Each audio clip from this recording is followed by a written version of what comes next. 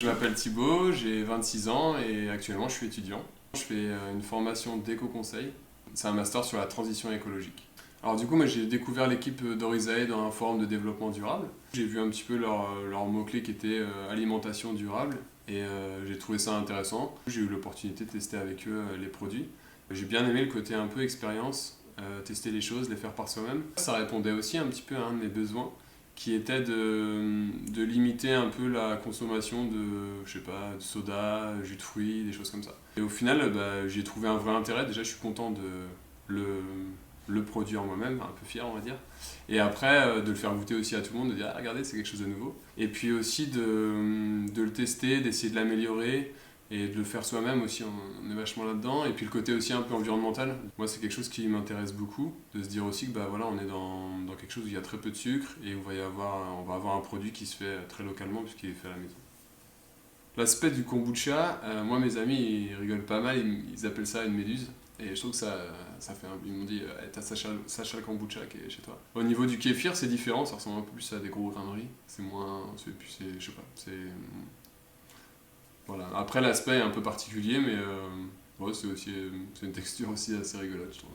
Alors, j'avais déjà goûté du kombucha, euh, mais c'était un kombucha qui était super fort, c'est quand j'étais en voyage. Et c'était un kombucha où on sentait. Enfin, il était assez vieux, quoi. Il avait vraiment fermenté. D'un côté, j'avais pas du tout aimé, et de l'autre côté, j'avais trouvé que c'était assez agréable. Enfin, en fait, c'était une espèce de produit qu'on goûtait une fois par semaine pour un moment ensemble. Assez fort, mais chaque semaine, j'étais content d'en goûter. Donc j'avais déjà un petit peu goûté ça, mais j'étais pas. Et en fait, je me suis rendu compte que le kombucha, vu que c'est moi qui le fais moi-même, je peux l'arrêter quand je veux. Donc plus ça va et plus j'ai un kombucha qui est de moins en moins sucré. C'est moi qui ajuste en fait quand est-ce que je veux arrêter la fermentation et du coup j'arrive à trouver un équilibre entre apprécier le produit, apprécier le kombucha à un niveau qui pour moi me convient en fait. Ce que j'attends de l'équipe d'Orizae, c'est qu'ils continuent le travail qu'ils sont en train de faire. Je trouve que c'est.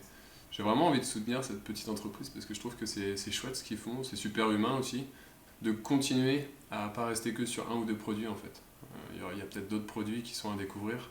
Et je pense que bah, justement, plus on en aura, plus on peut peut-être trouver des solutions. Je sais qu'il y a certaines personnes qui préfèrent le kéfir au kombucha, dans les amis auxquels j'ai pu faire goûter. Et donc justement, varier les plaisirs, on va dire. Voilà. Pour faire découvrir Rizae, je pense que moi, ce que j'essaie de faire, en tout cas dans mon entourage, c'est de leur faire goûter en fait mes propres solutions, enfin mes propres, je sais pas comment appeler ça, breuvages. Je leur fais goûter du kombucha ou je leur fais goûter un jour du kéfir. Par exemple, au sein de ma promotion, je leur en apporte et du coup, ils peuvent tester et découvrir le kombucha ou le kéfir, ou d'autres se le réapproprier. C'est des choses qu'ils connaissaient mais qui n'ont pas eu l'occasion de refaire. Quelque chose aussi que j'ai vraiment apprécié, parce que être expérimentateur c'est rigolo, mais il ne faut pas que ça prenne non plus trop de temps. Pour le mettre en place, que ce soit le kombucha ou le kéfir, en fait c'est pas très contraignant. C'est que c'est super facile, ça se fait avec de l'eau, c'est pas comme faire sa propre bière où c'est un peu technique. Prendre de l'eau du robinet, on doit couper des citrons et mettre une figue, et voilà, le kéfir il est prêt par exemple. Du coup c'est extrêmement rapide à mettre en place, et une fois qu'on est un peu habitué, en fait, ça prend pas beaucoup de temps. Je suis toujours tout seul à le préparer.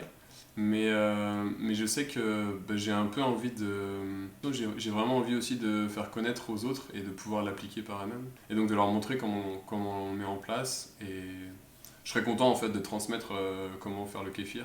Et aussi de tester d'autres nouvelles recettes. Enfin là, moi je trouve que tout seul on se limite assez vite au bout d'un moment, voilà, on a une recette qui marche bien, moi je m'en contente et ça me va bien. Mais c'est vrai que pouvoir rencontrer d'autres personnes et savoir, tiens, eux, comment ils le mettent en place, ça m'intéresse aussi.